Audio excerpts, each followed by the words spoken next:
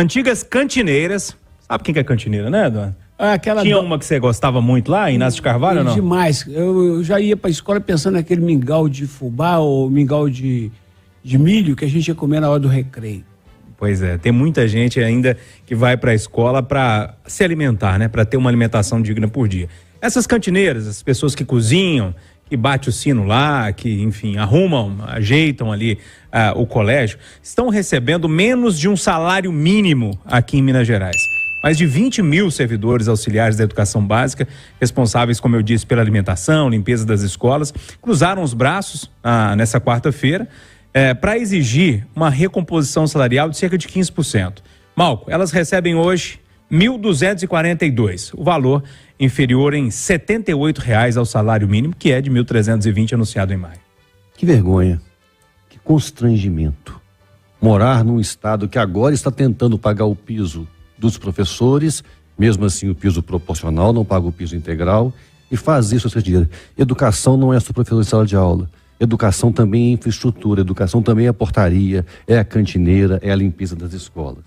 Em paralelo a isso, se a gente fala que há 2 presidenciáveis de oposição ao governo Lula neste momento, o governador Tarcísio está passando o salário mínimo no estado para R$ 1.550. É bom o governador Zema olhar bem o que o governador Paulista está fazendo, talvez se referenciar para que não deixe ele sair muito na frente na corrida, se ele espera chegar à presidência da República. Ô Rita, aí o governo de Minas foi acionado e afirmou que está enviando um projeto para a Assembleia para elevar esse salário, né, para 1.402. Aí eu volto de novo, né, na questão de um país pobre. Então isso é inaceitável. Isso é inaceitável porque a riqueza de um país está na educação, está na formação do indivíduo. Então todos aqueles servidores envolvidos na educação, na saúde, na segurança, têm que ser tratados com dignidade. E a dignidade, ela advém do trabalho. Mas o trabalho, ele requer remuneração. Realmente é constrangedor e eu acho, Malco, que é muito triste, né? Você mencionar corrida presidencial. É triste, mas não estou dizendo que não é real, não. Mas é muito triste, né? Comparar salário mínimo para corrida presidencial. Que tristeza. A gente deveria, sim, ter políticas públicas planejadas de curto, médio e longo prazo para corrigir o papel do Estado na remuneração do servidor público que fica no chão de fábrica. O Ricardo Kertmann, quando eu comecei a ler sobre esse assunto, foi me dando um sentimento esquisito. Eu não sabia muito bem o que eu estava sentindo. Não sei se era indignação, o que era. Acho que o Malco, ele resumiu bem com a palavra vergonha. Eu leio para isso, eu fico um pouco envergonhado. Eu não. Eu fico com muita raiva. Mas raiva de verdade, Júnior. Porque a gente está falando de uma categoria que talvez seja responsável por levar a única refeição do dia para uma porção de criança, sabe? É óbvio que é uma vergonha, mas dá muita raiva. Eu lembro que quando a gente debateu aqui a questão dos aumentos, né? Do secretariado de Minas, do próprio governador, eu me posicionei e falava assim, olha, a minha questão não é aumentar o salário. Merecem. Para você ter profissionais com competência, com capacidade, precisa ganhar bem. A minha questão é, porque a justificativa é que estavam 16 anos sem reajuste. A minha justificativa, o que eu falava e me indignava era o seguinte, há muito mais que 16 anos tem um monte de categorias sem reajuste. Há muito mais que 16 anos tem um monte de gente que não é olhada, que não é vista, que não é lembrada. A minha raiva é isso, é porque que sempre o poder tem sempre que cuidar primeiro de si e nunca cuida da base desse país.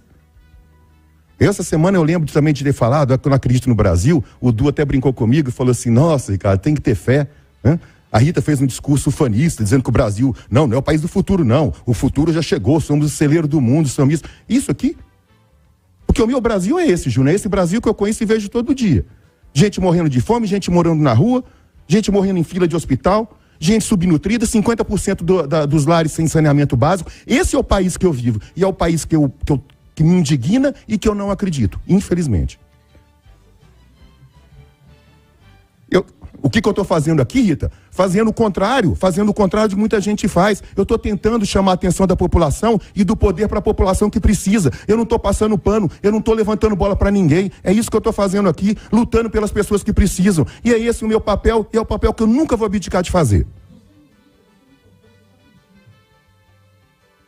Passando então, Eduardo, vamos voltar ao cerne da questão, que é o salário das nossas cantineiras? Ainda bem que hoje nós estamos falando isso, mas vamos falar baixo, porque a Itatiaia chega em Nova York, né? Você já pensou? Chega lá na Nasdaq, que chama o trem, na bolsa lá que o Zema foi lançar o Vale do Lítio, ele lá fazendo aquele discurso bacana, o cara fala assim, cantineira lá no estado, ele ganha $200 por mês. Acabou a fama. Por mês, né? Por mês, acabou a fama. É aquela história, eu defendo o reajuste no salário do governador e dos secretários, porque isso faz sentido perante o mercado.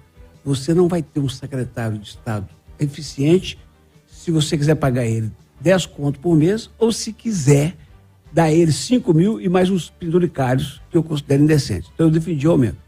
Mas agora eu vou para a rua e as pessoas vão perguntar, e aí, Eduardo, você defendeu um aumento de 300% para o governador e uma cantineira ganha 1.200. Eu vou ficar com a cara grande que eu costumo ficar todo dia.